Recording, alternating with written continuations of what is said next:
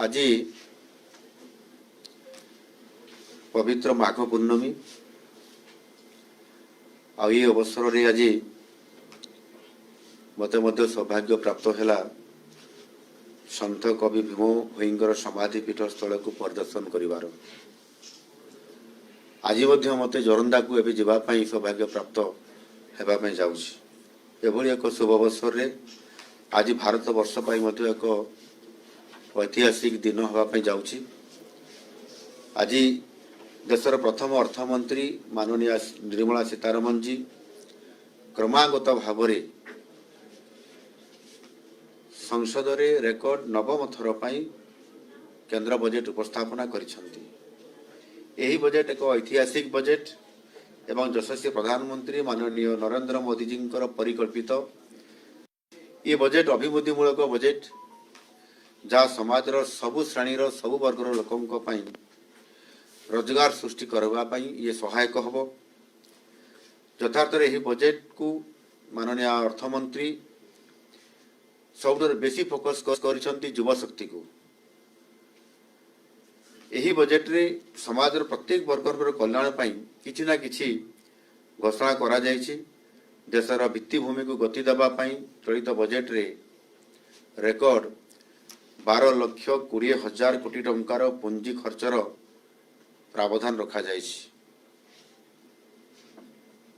एवं एथिरे विशेष करिकि कृषि को प्राधान्य दिया जायछि। ता सहित मध्य शिल्प को मध्य प्राधान्य दिया जायछि जहा द्वारा अधिक नियुक्ति सृष्टि हेब एवं नियुक्ति सृष्टि हेले ही देश को विश्वर तृतीय बृहत अर्थनीति सहायक हो पारिबो। आ ये बजेट रे अस्पष्टता पद गुरुत्व को बहुत प्राधान्य दिया जायछि। युव क्षेत्र रे युव मानकर दक्षता केमती वृद्धि हो पारिबो, सेमानंको विश्वस्तरीय प्रतियोगिता रे अवदान केमती भविष्य वृद्धि हेबो।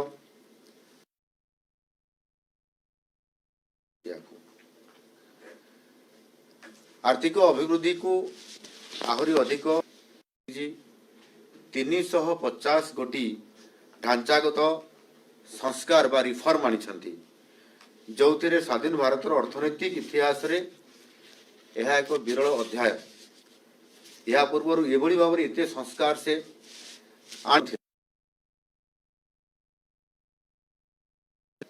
आत्म भारत करबा पाई आत्मनिर्भर भारत हवा पाई एवं ता सहित विकसित भारत हवा पाई ये निश्चित भाव रे जो रास्ता खोला जायछि से रास्ता रे आउ टिके तेज रे माने अधिक गति रे निश्चित भाव रे हमर अर्थनीति दौड़िबो। मु कहया पई चाहूची ए क्षेत्र रे विशेष करी कि पाई मध्य बजेट रे स्वतंत्रता दिया जायछि एवं ओडिशा को फोकस करा जायछि। ता भीतर मु लंबा कथा को मु रखिया पई चाहूची। ओडिशा पई रेयर अर्थ कॉरिडोर या को स्वतंत्रता दिया जायछि। आपण जानिथिबे किछि दिन पूर्वरु मध्य आमे मध्य सेही भली जेते बेल Utkarsh Odisha make in Odisha conclave माध्यम रे रोड शो करूछु एवं उपरे फोकस करिबा पाई मध्य आमे समान को आमंत्रण करिथिलु। आ से आधार रे आज केंद्र बजेट रे स्वतंत्र भाव रे रेयर अर्थ कॉरिडोर हिसाब रे A scheme for rare earth permanent ताको घोषणा करिसंती। किभली भाव रे हमर आमदानी निर्भरशीलता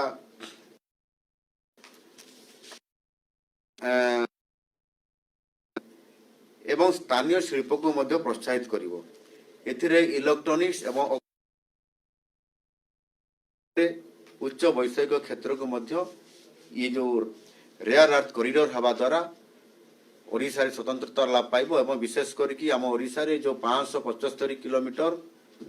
जो कोस्ट लाइन अच्छी एवं से कोस्ट लाइन रे रेयर अर्थ ये प्रचुर परिमाण रे मध्य ये अच्छी आ ताकू एबे आमे ताकू व्यवहार करबा पई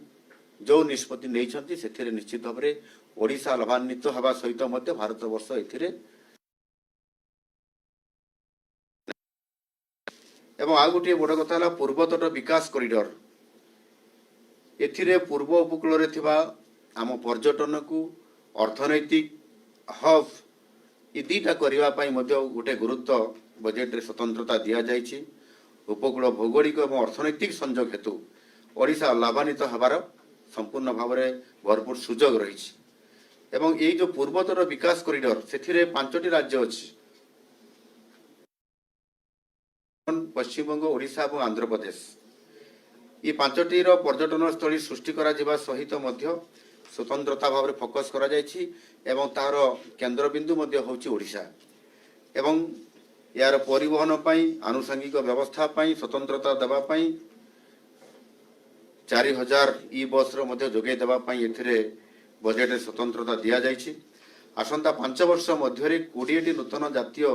जलपथ कार्यक्रम हबो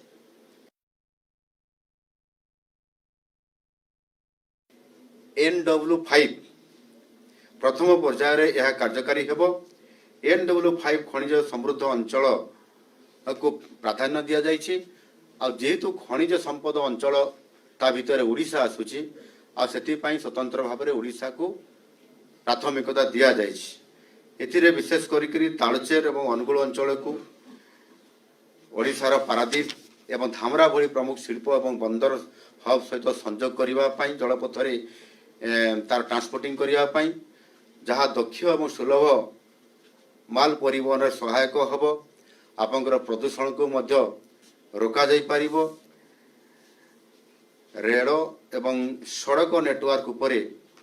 मध्य जो आमर गोटे लॉजिस्टिक रो बहुत बड़ गोटे चाप रोची ताकू मध्य ये ह्रास करिबारे बड़ प्रमुख भूमिका नेबो एही पदक्षेप रो उद्देश्य होची स्थायी आभ्यंतरीण जल परिवहन को समृद्ध करिबा बहुल द्रव्य जोटा खनिज एवं शिल्प सामग्री परी एवं पूर्व उपकूल रे एक लॉजिस्टिक एवं शिल्प हब भाव में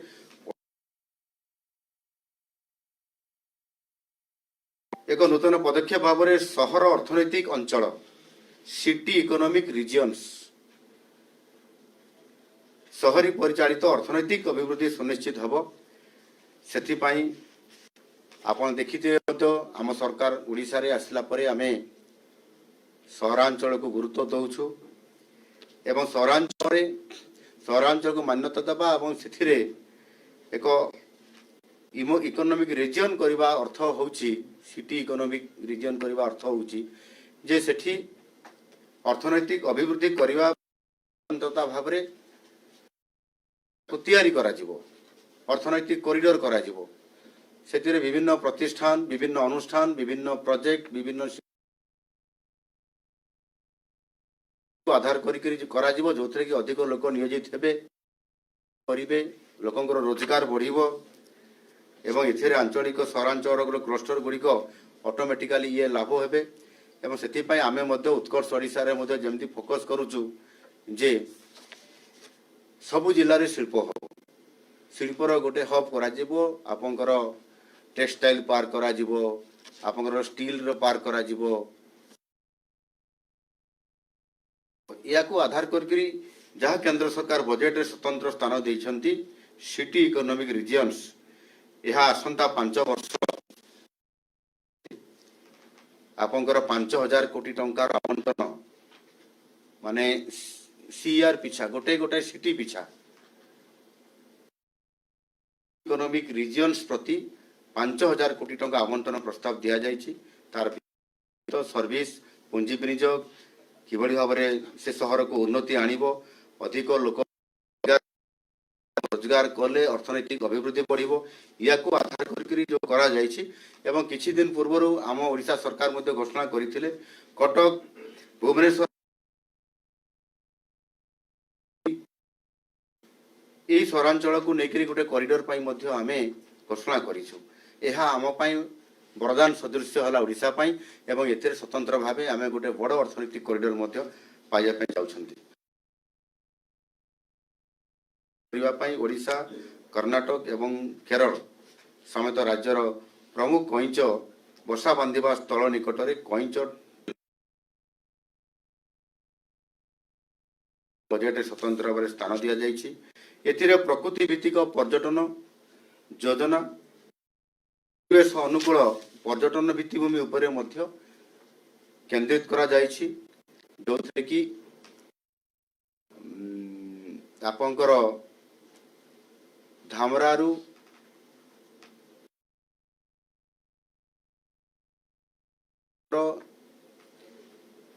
आमर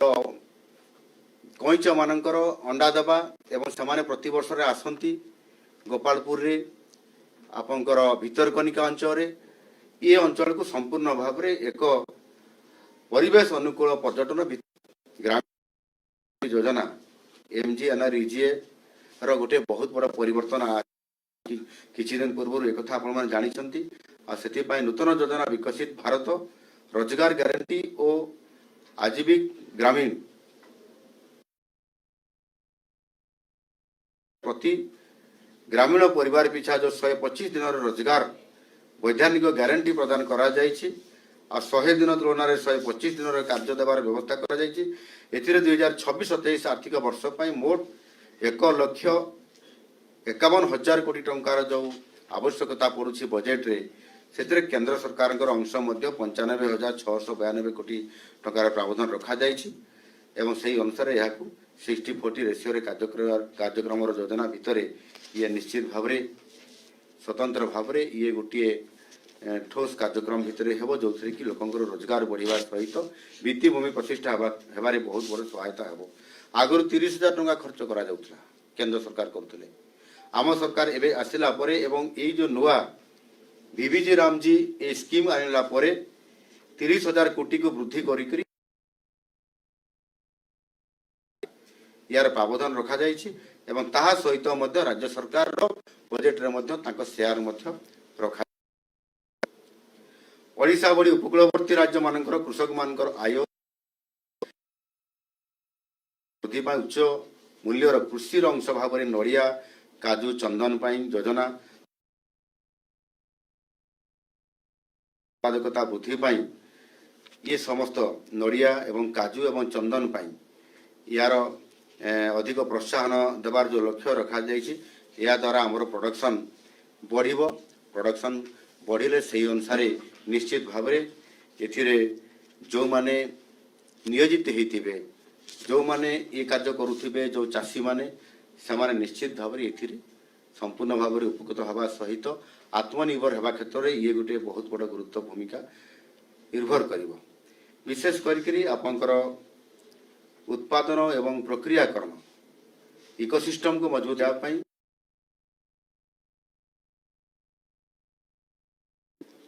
अर्थ सहित रोजगार सृष्टि करिवारे बहुत ये निर्भाव निश्चित भाव करिवो।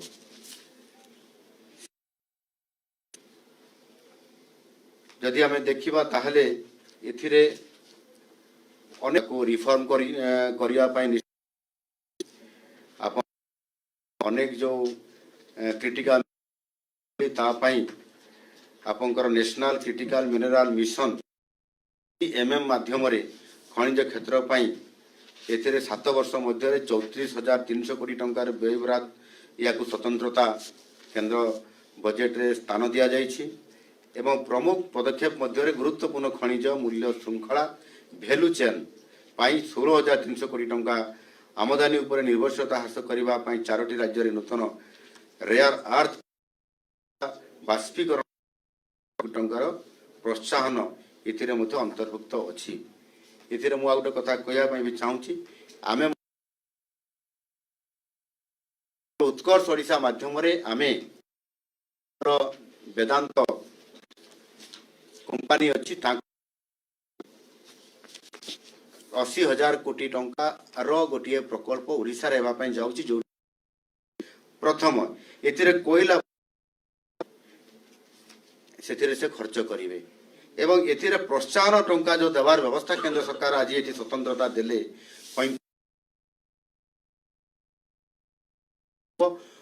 ये जो प्रोत्साहन राशि इनसेंटिव या केंद्र सरकार भी जोगे देवे राज्य सरकार की जोगे देवे जहाँ प्रदूषण मुक्त आपंकर कोयला बाष्पीकरण कार्यक्रम रे जो चेंज निश्चित भाव में आपंकर बड़ गुरुत्वपूर्ण भूमिका एणु गोटे पटे डबल इंजिनियर सरकार राज्य सरकार जहाँ योजना करिसंती केंद्र सरकार ओडिशा अधिक लाभान्वित होउची एवं आगामी दिन में निश्चित भाव में आमे हमर अर्थनैतिक अभिवृद्धि रोजगार को वृद्धि करिया पई शिल्पायन को आहुरी आग को नबा पई आज मध्य शिल्पायन रे केंद्र सहयोग रे आमे जो स्तर देखि आज जाऊ आज ओडिशा अछि आगामी दिन में आहुरी आमे शक्तिशाली करबा द्वारा एवं आज ये बजेट जेभली भाव में आज अनेक क्षेत्र रे आपंकर कृषि उपरे जल जीवन मिशन उपरे विकसित भारत रोजगार ग्यारंटी उपरे आपंकर समग्र शिक्षा उपरे आपंकर पीएमएवाई उपरे पीएमएवाई ग्रामीण जातीय स्वास्थ्य मिशन जातीय ग्रामीण जीविका मिशन भाव में आपंकर या अधिक चाषी मान को शक्तिशाली करने पीएम किसान एवं प्रधानमंत्री गरीब कल्याण अन्न योजना को पुणी अभिवृद्धि करवा एथिरे 2,27,429 कोटी टंका पीएम सूर्य घर उपरे 22,000 कोटी टंका प्रधानमंत्री विकसित भारत रोजगार योजना उपरे 20,083 कोटी टंका एभली भाव में जो योजना गुड़िक रखा जाइछि ताहा ओडिशा उपरे निश्चित भाव में ये सहयोग हबो एवं ये बजेट रे अभिवृद्धि बढ़िबा सहित लोगों को रोजगार करिबो एवं विकसित भारत आड़ को जो आम योजना कर से आड़ को ये बहुत सहायक हो पारिबो एणु मु आपण मान को निश्चित भाव बजेट अति गुरुत्वपूर्ण ऐतिहासिक बजेट है एवं ये बजेट आगामी दिन में यार रियल से देखिए निश्चित भाव में एथिरे गोटाए स्वतंत्रता रही बजेट रे भरपूर सुजोग देवा और उत्पादन वृद्धि पाई ये बजेट हूँ सबुठारु श्रेष्ठ बजेट बोली मुझे कहवाई चाहूँगी एणु निकर रोड सेक्टर रे रेल सेक्टर रे आपंकर पोर्ट सेक्टर रे ये समस्त क्षेत्र में उड़ीसा को जेभली भाव में केंद्र प्राधान्य देइछंती आगामी दिन में एवं भारतवर्ष भारत पाई एवं ओडिशा पाई मध्य समृद्ध ओडिशा ये डबल इंजिनियर सरकार रे सहयोग करबा पाई ये बजेट पूर्ण एवं ऐतिहासिक ये बजेट आगामी दिन में ओडिशा को समृद्ध करिबारे प्रमुख भूमिका नेब धन्यवाद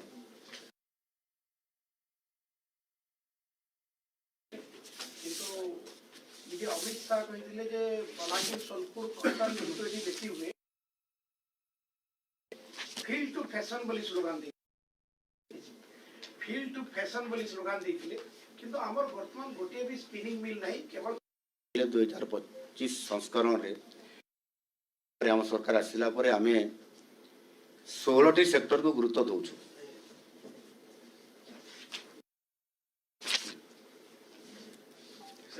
16 सेक्टर को आम गुरुत्व दउछु एवं ता भितरे टेक्सटाइल को बहुत गुरुत्व दउछु आगामी दिन रे ता मोर कॉटन रो प्रोडक्शन अच्छी अधिक बलांगीर कलाहांडी सोनपुर एवं से आधार रे आमे करिया पई जाउछु सेति पई मध्य आमे तांकरी उपरे आमे रोड शो भी करिछु समाने भी आसिया पई रेडी अछंती एवं इथिरे आपण देखंतु निश्चित भाव रे आमे इथिरे पारदर्शिता लाभ करिवो एवं लोक मान को आधार करके जोठी जो अंचल जो प्रोडक्ट होची ताकू नै करी शिल्पायन को जोड़ी देबा रोकिबा पई मध्य ये गोटे भलो पदक्षेप हे पारिबो सोनपुर गोटे स्पिनिंग मिल थिला जोटा मु एबे देखि कि आसली रास्ता रे आसिला बळे ये निश्चित भाव रे याकू ट्रांसफॉर्म कोनी करा जीवो कारण हम पाखे रॉ मटेरियल निश्चित भाव ट्रांसफॉर्म करा जीवो मु देखुतली केते जागा अछि बोले भी हमर माननीय विधायक को पतारुतली या ऊपर हमें टोटली सोनपुर ए अंचल जो कहउछंती ता ऊपर बहुत फोकस करा जीवो आगामी दिन रे एवं थैंक यू